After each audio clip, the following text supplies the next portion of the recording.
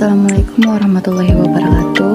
Perkenalkan, nama saya Sukmawati Sulai dari Program Studi Pendidikan Bahasa Indonesia semester 4. Di sini saya akan menjelaskan mengenai teks anekdot.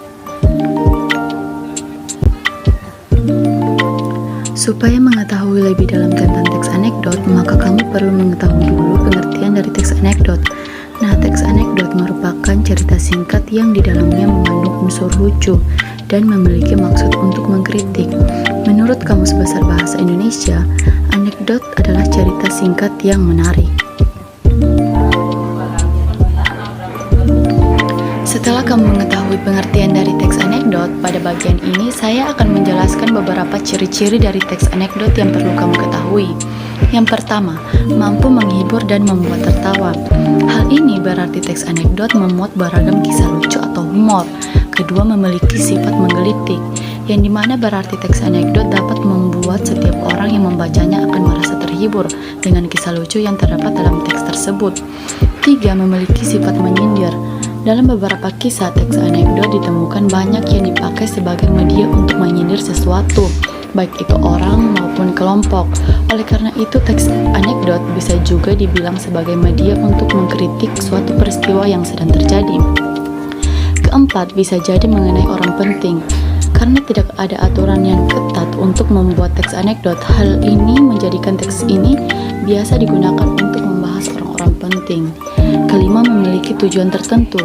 Tidak seperti teks yang lain, teks anekdot ini lebih fleksibel untuk dibentuk sesuai keinginan dari penulis. Dengan begitu, penulis memiliki sudut pandang yang lebih luas dan bisa menghasilkan teks anekdot dengan maksimal. Keenam, kisah cerita yang disajikan hampir menyerupai dongeng. Nah, orang yang hendak menulis membuat sebuah cerita lain yang sebenarnya berhubungan dengan kehidupan saat ini. 7. Menceritakan tentang karakter hewan dan manusia sering terhubung secara umum dan realistis. Nah, sekarang kita masuk di tujuan teks anekdot. Setelah memahami pengertian teks anekdot, pasti kamu sudah bisa menentukan apa sih sebenarnya tujuan dari teks anekdot tersebut. Nah, biasanya seorang penulis memiliki 3 tujuan yang ingin disampaikan kepada pembaca. Tujuan yang pertama, membangkitkan tawa pembaca. Kedua, sebagai sarana untuk mengkritik. Dan ketiga, tentunya sebagai sarana untuk menghibur. Nah, setelah itu kita masuk di bagian struktur teks anekdot. Yang pertama, ada abstrak. Bagian ini terdapat di bagian awal paragraf, yang dimana biasanya memberikan gambaran awal pada pembaca mengenai keseluruhan isi cerita. Kedua, ada orientasi. Bagian kedua yaitu orientasi. Orientasi biasanya berisi awal kejadian sebuah cerita. Orientasi juga disebut sebagai bagian untuk menjelaskan latar belakang dari sebuah peristiwa utama yang terjadi. Ketiga, ada krisis. Krisis akan menjadi bagian dari cerita yang bertugas untuk memberikan penjelasan mengenai masalah utama dari teks tersebut. Keempat, ada reaksi dan koda. Reaksi sendiri merupakan bagian yang digunakan untuk melengkapi suatu cerita, sedangkan koda dapat digunakan sebagai penutup sekaligus pemberian pesan dari penulis. Nah, sekarang kita masuk di bagian kaidah kebahasaan teks anekdot. Kaidah kebahasaan biasanya juga digunakan untuk membedakan antara teks satu dengan teks yang lainnya. Berikut adalah kaidah kebahasaan teks anekdot. Yang pertama, menggunakan kata keterangan waktu lampau.